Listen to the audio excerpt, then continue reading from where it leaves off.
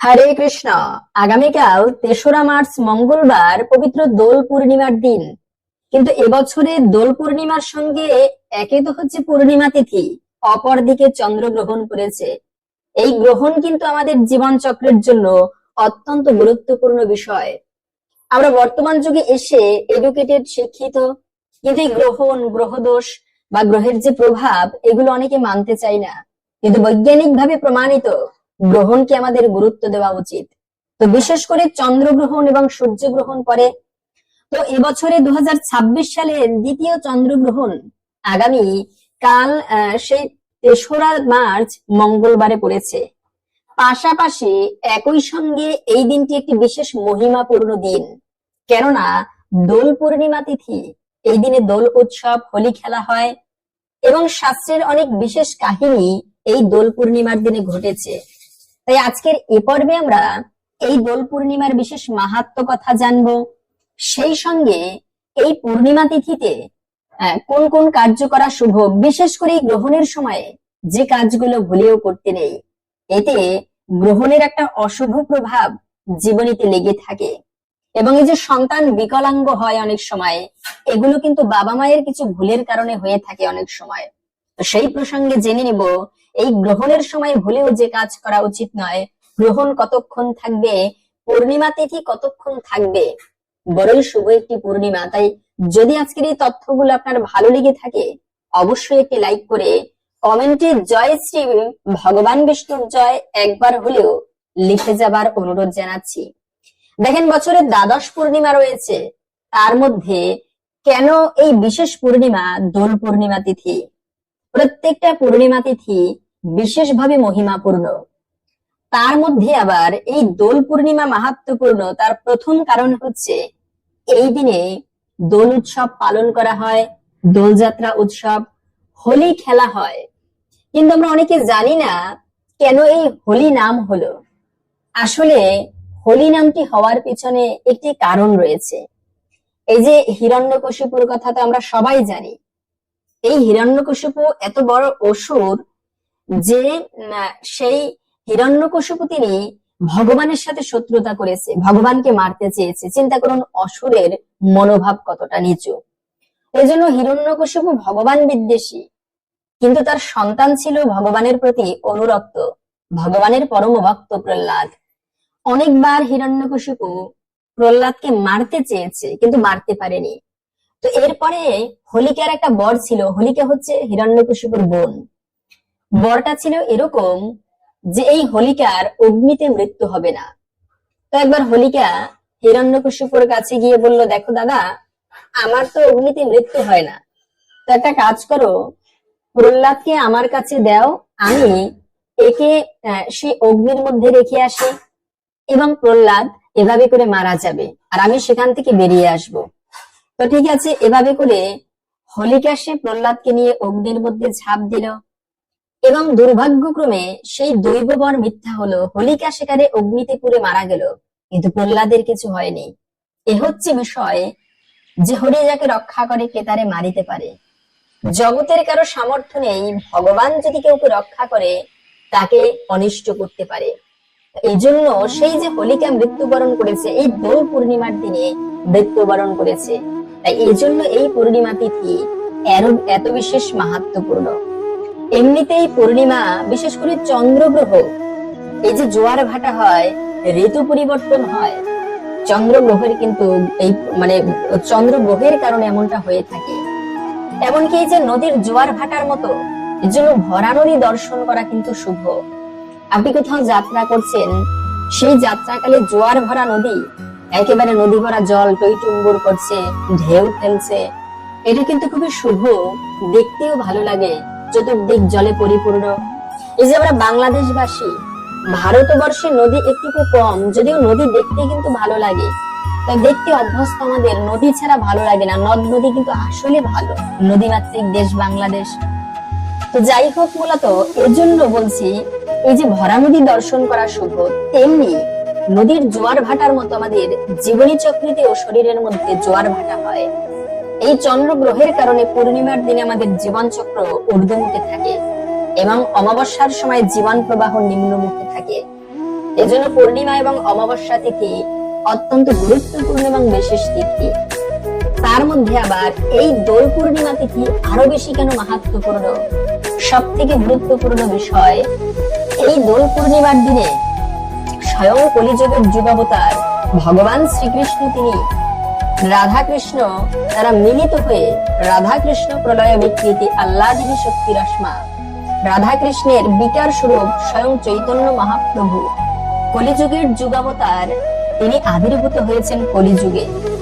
এবং সেই কলিযুগে যেমন কৃষ্ণের জন্মাষ্টমী যতটা গুরুত্বপূর্ণ, ঠিক ততটাই কিন্তু গুরুত্বপূর্ণ হচ্ছে এই পবিত্র সেই ভগবান শ্রী চৈতন্য মহাপ্রভুর আবির্ভাব তিথি, যাকে আমরা দোল পূর্ণিমার দিন বলে জানি। এই দিনটি অত্যন্ত এবং বিশেষ মহিমাপূর্ণ। এই দিনটি শুধুমাত্র রং দিয়ে মুখ কালো করার দিন নয়, বাজে ভাবে রং খেলা করার দিন নয়। এই দিনটি একটি বিশেষ দিন ভগবান শ্রী চৈতন্য মহাপ্রভুর কৃপা লাভের জন্য। আমরা কৃষ্ণ ভগবান কতটা করুণাময়, যদিও তিনি ভগবান, চৈতন্য মহাপ্রভু ভগবান, কিন্তু কলিযুগের জন্য সব থেকে করুণার অবতার হচ্ছে এই শ্রী চৈতন্য মহাপ্রভু। আপনারা প্রত্যেকে এই গৌর পূর্ণিমা তথা দোল পূর্ণিমার দিনে সান্ধ্যকাল পর্যন্ত ব্রত করবেন। সম্ভব হলে সারাদিন ব্রত করে একাদশীর মতো পরের দিনে পালন করবেন, ঠিক যেরকম জন্মাষ্টমী ব্রতে আমরা করে থাকি। এই চৈতন্য মহাপ্রভু ভক্ত যদি বিশেষ অপরাধীও হয়, কিন্তু চৈতন্য মহাপ্রভুর সেবা করে, তবে সে সমস্ত অপরাধ থেকে মুক্ত হতে পারে, এমন হচ্ছে এই চৈতন্য মহাপ্রভু। তাই আপনারা এই দোল পূর্ণিমার দিনে অবশ্যই ব্রত করবেন। কিন্তু ব্রতের নিয়ম কি? ব্রতের আগের দিনে অবশ্যই আজকে আপনারা নিরামিষাদি খাবার গ্রহণ করবেন, এবং আগামীকালকে অবশ্যই এই দোল পূর্ণিমা তথা চন্দ্রগ্রহণের দিনে খুবই ভোরে ভোরে ঘুম থেকে উঠে শয্যা ত্যাগ করে স্নান আদি করে অবশ্যই চেষ্টা করবেন সকালবেলা ভগবান শ্রীকৃষ্ণের মহামন্ত্র জপ করতে। এই চৈতন্য মহাপ্রভুর সেবা কিভাবে করতে হয়? সেবা করতে হয় মূলত চৈতন্য মহাপ্রভু যে নাম বিতরণ করেছেন হরে কৃষ্ণ মহামন্ত্র, প্রত্যেকে এই দিনে যারা কৃষ্ণের সেবা করেন, যারা কালী মায়ের ভক্ত, যারা শিবের ভক্ত, হতে পারে শিবের ভক্ত আপনি, অবশ্যই শিবের পুজো করা সব থেকে ভালো। কিন্তু কলিযুগের জন্য যে যুগ মন্ত্র বা যে যুগ ধর্ম হরে কৃষ্ণ মহামন্ত্র, প্রত্যেকে আপনারা এই দিনটিতে একেবারে কম করে হলেও 108 বার জপ করবেন।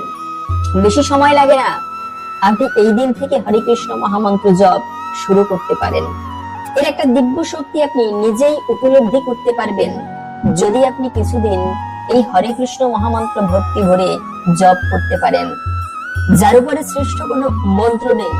এজন্য সমস্ত মন্ত্রের সার এই হরে কৃষ্ণ মহামন্ত্র চৈতন্য মহাপ্রভু অকাতরে সবার মধ্যে বিলিয়ে গিয়েছেন। পাশাপাশি এই দোল পূর্ণিমার দিনটি আরো বেশি গুরুত্বপূর্ণ হয়েছে বৃন্দাবনে এই যে হোলি খেলা হয়, এই খেলাটা কিন্তু বৃন্দাবনে রাধা কৃষ্ণ গোপিকারাও খেলেছিল। এই দোল পূর্ণিমার দিনে রাধা মাধব তারা বৃন্দাবনে বসে কুঞ্জে বসে রং দিয়ে আবির খেলা খেলেছিল। আমরা যে হোলি খেলি, আমরা তো রং দিয়ে বাজে ভাবে মুখ কালি করি, এইভাবে নয়। প্রথমে রাধা মাধবের চরণে রং দান করতে হয় বা নিবেদন করতে হয়। এরপরে সেই প্রসাদী রং, এই যে সিঁদুর কপালে ধারণ করা হয়, প্রথমে সিঁদুর রাধা মাধবের চরণে অথবা আপনার ইষ্টদেবের চরণে, মা কালীর ভক্ত হলে কালী মায়ের চরণে নিবেদন করে, এরপরে সেই প্রসাদী সিঁদুর কপালে যদি কেউ ধারণ করে, এটি হচ্ছে বিশেষ মহিমাপূর্ণ। এভাবে করে সিঁদুর কপালে ধারণ করতে হয়, রং নিয়ে খেলা করতে হয়, প্রসাদী রং আপনারা ধারণ করতে পারেন। তো তাই এই পবিত্র দোল পূর্ণিমার দিনেই বৃন্দাবনে রাধা মাধব পর্যন্ত তারাও হোলি খেলেছিল। কিন্তু সেই সঙ্গে আমরা তো ভগবান শ্রীকৃষ্ণের কথা সবাই জানি। এই ভগবান শ্রীকৃষ্ণ তিনি বৃন্দাবনে আবির্ভূত হয়েছেন, তখন মাত্র সবে 4 মাস বয়স। ওই সময়ে পুতনা নামক একজন রাক্ষসীকে পাঠিয়েছে কংস হত্যা করার জন্য কৃষ্ণকে। তো এই পুতনা, তিনি রাক্ষসী কিন্তু সুন্দরী দেবী মূর্তি ধারণ করে তার স্তনের মধ্যে ভয়ানক কালকূট মিশ্রিত বিষ মিশিয়ে এনেছে কৃষ্ণকে পান করিয়ে হত্যা করবে বলে। তো ঠিক আছে, কৃষ্ণকে দুগ্ধ দিচ্ছে। কৃষ্ণ তখন ছোট, 4 মাস। কৃষ্ণ কি করেছে, এই দুগ্ধ পান করার ছলে সেই পুতনা রাক্ষসীর প্রাণবায়ু হরণ করে নিল। পুতনা রাক্ষসী বিকট চিৎকার করে সেখানে মৃত্যুবরণ করলো এবং তার ভয়ানক রূপ বাহিরে প্রকাশ পেল। কৃষ্ণ তখন হেঁটে হেঁটে হাপুর হেঁটে উপর হেঁটে হেঁটে মায়ের কোলে এসেছে। এ হচ্ছে ভগবান শ্রীকৃষ্ণ। এই পুতনা রাক্ষসীকে কৃষ্ণ এই দোল পূর্ণিমার দিনে হত্যা করেছিল। তাই শুধু তাই নয়, এজন্য ভাগবতের প্রথম শ্লোক প্রথম একটা মন্ত্র পাওয়া যায় যে অহবকিজম স্তন কালকুটম জিগাংশয়া অপয়দ অপি অসাধ্যি লেবে গতিম ধাত্রী উচিতম ততয়ন্নম কম্বাদয়ালম শরণম ব্রজেত।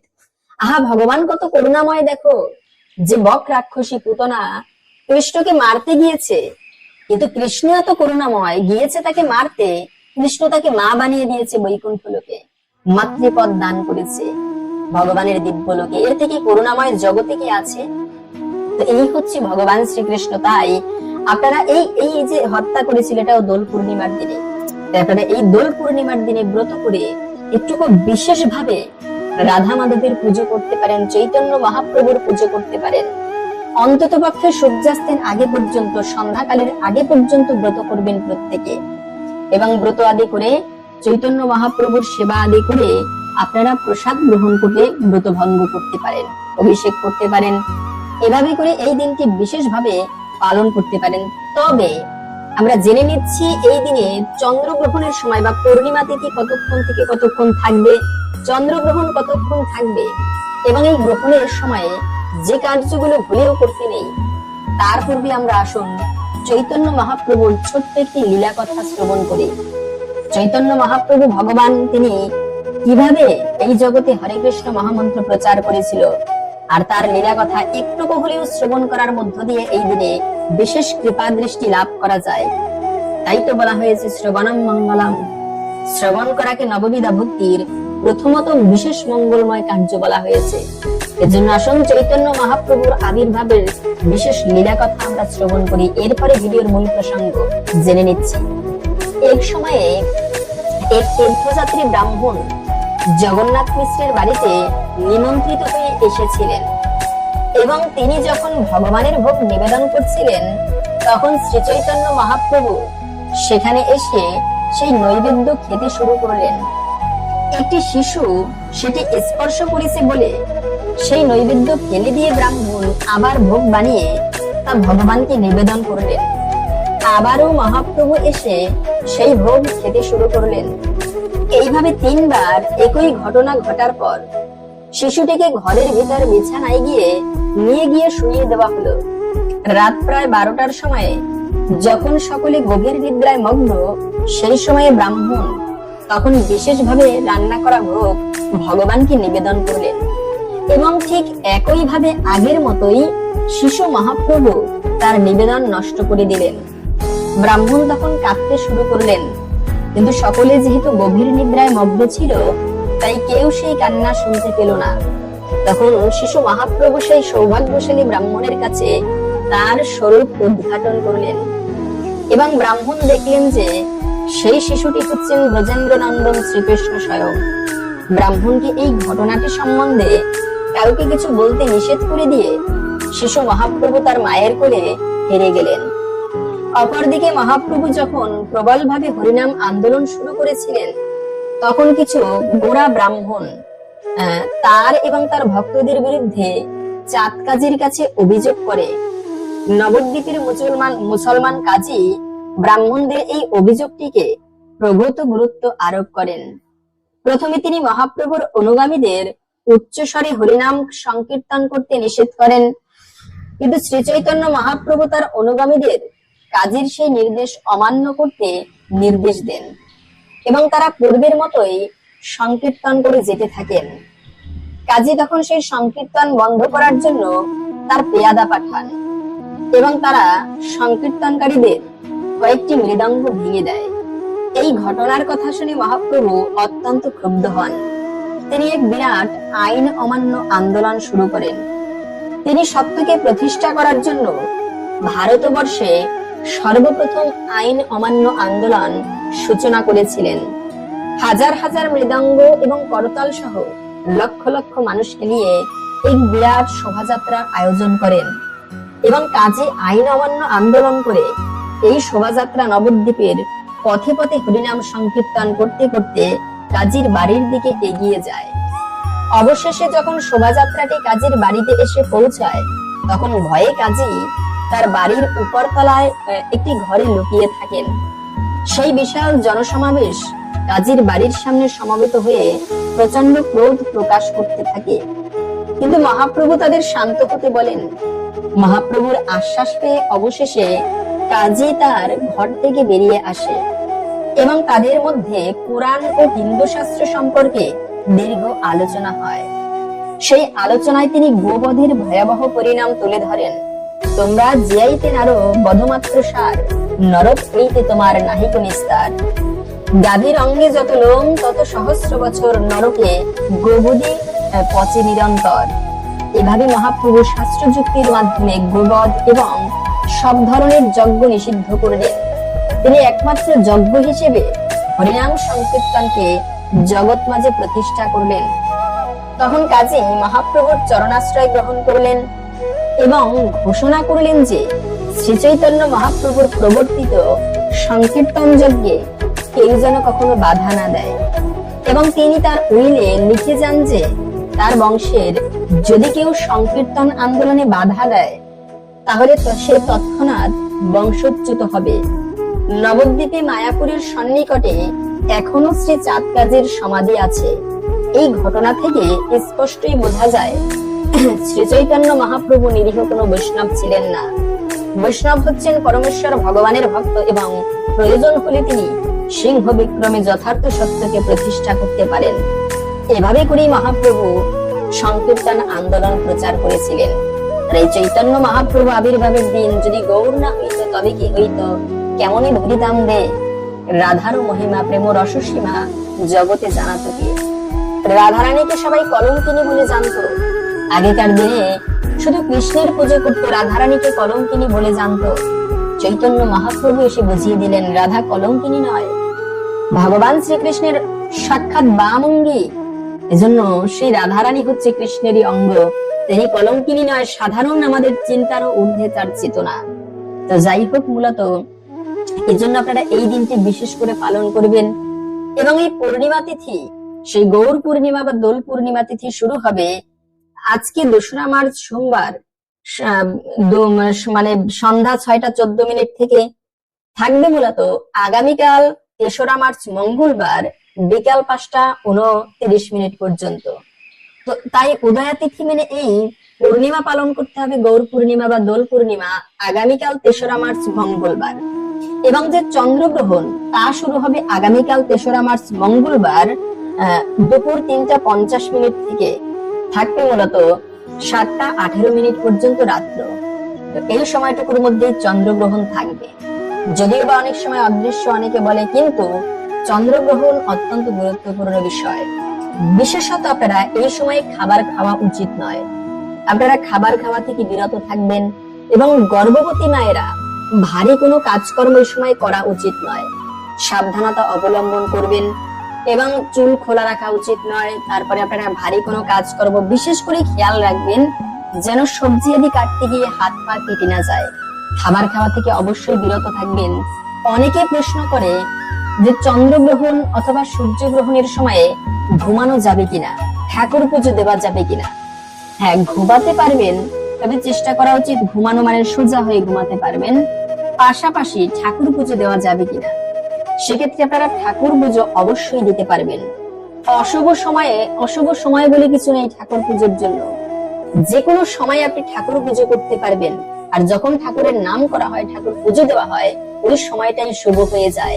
এজন্য ঠাকুর পুজোর জন্য কোনো শুভ অশুভ সময় হয় না। তো আশা করছি আজকের এই তথ্যগুলো আপনাকে সমৃদ্ধ করেছে। ভালো লেগে থাকলে একটি লাইক করে কমেন্টে জয় শ্রী চৈতন্য মহাপ্রভুর জয় একবার হলেও লিখে যাবার অনুরোধ জানাচ্ছি। মহাপ্রভুর কৃপায় সকলের অভিষ্ট পূর্ণ হোক, এই কামনা করে আজকের ভিডিওটা এখানে সমাপ্ত করছি। হরে কৃষ্ণ।